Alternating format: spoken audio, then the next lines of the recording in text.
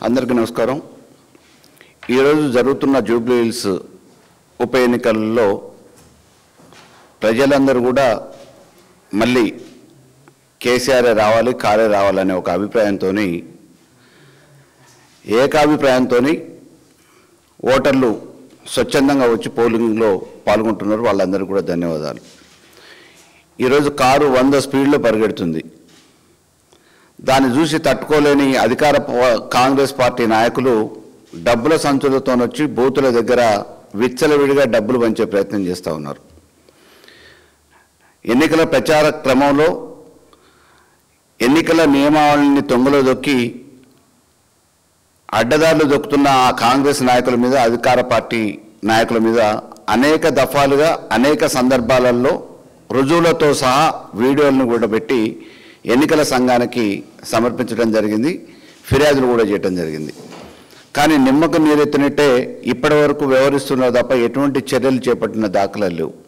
ఇప్పుడు పోలింగ్ బూతుల దగ్గర కారు గుర్తుకు ఓటేస్తున్న ప్రజల అభిప్రాయాన్ని కాదని అడ్డుకోవటానికి డబ్బుల సంచులతోని రాజ్యాంగపరమైన పదవిలో ఉన్న బాధ్యులైన బీర్ల ఐలయ్య, శాసనసభ్యుడిగా ఎన్నికైన రామచంద్ర నాయక్, ఎమ్మెల్సీ శంకర్ నాయక్, ఇప్పుడే చూస్తూ ఉన్నాం గుత్తా అమిత్ రెడ్డి, ఇటువంటి నాయకులందరూ అక్కడ విచ్చలవిడిగా డబ్బుల సంచులతో ప్రత్యక్షమై డబ్బులతో మభ్యపెట్టే ప్రయత్నం చేస్తూ ఉన్నారు. విచ్చలవిడిగా దౌర్జన్యాలు కూడా చేసే ప్రయత్నం చేస్తూ ఉన్నారు. బీఆర్ఎస్ పార్టీ కార్యకర్తల మీద, పోలింగ్ ఏజెంట్ల మీద కూడా దౌర్జన్యాలు చేయడానికి ఈరోజు దిగజారుడు రాజకీయాలు చేస్తూ ఉన్నారు. వెనువెంటనే ఎన్నికల సంఘం దీంట్లో జోక్యం చేసుకోవాలని కోరుతూ ఉన్నాం.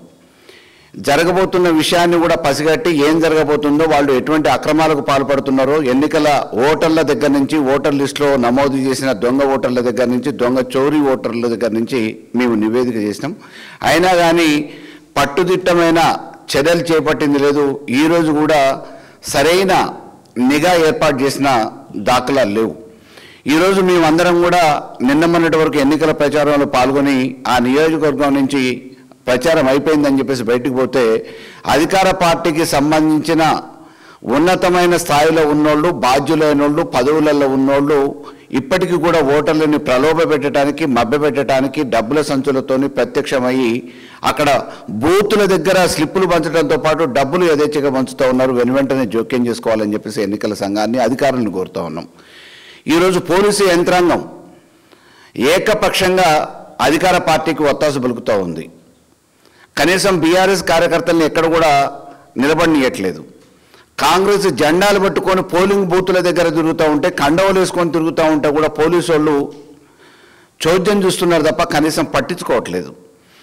బీఆర్ఎస్ పార్టీ కార్యకర్తల మీద ఏకపక్షంగా దాడులు చేస్తూ ఉంటే, ఫిర్యాదులు చేసినా కానీ పోలీస్ స్టేషన్కి పిలిచి ఇంకా మామూలుగా నువ్వు ఎందుకు మరి అంత గట్టిగా తిరుగుతున్నావు అని చెప్పేసి పోలీసు వాళ్ళు కాంగ్రెస్ ఏజెంట్ లెక్క పనిచేస్తూ ఉన్నారు తప్ప ఈరోజు రాజ్యాంగాన్ని, ప్రజాస్వామ్యాన్ని కాపాడే ప్రయత్నం చేయట్లేదు. ఈరోజు కాంగ్రెస్ అధికారాన్ని అడ్డం పెట్టుకొని ఓటర్లను మభ్యపెట్టడానికి ప్రజాస్వామ్యాన్ని కూలి చేస్తూ ఉంది. ఏది ఎన్ని చేసినా తప్పకుండా మళ్ళీ మా స్థానాన్ని మేము కైవసం చేసుకోబోతూ ఉన్నాం. జూబ్లీ హిల్స్ ఉప ఎన్నికలలో రేపు ఎగరబోయేది గులాబీ జెండే. అది ముమ్మాటికి ఈరోజు జరుగుతున్న ఎన్నికల సరళిని బట్టి అర్థమవుతూ ఉంది. ఎందుకంటే మేము కూడా ప్రచారంలో ప్రత్యక్షంగా పాల్గొన్నాం.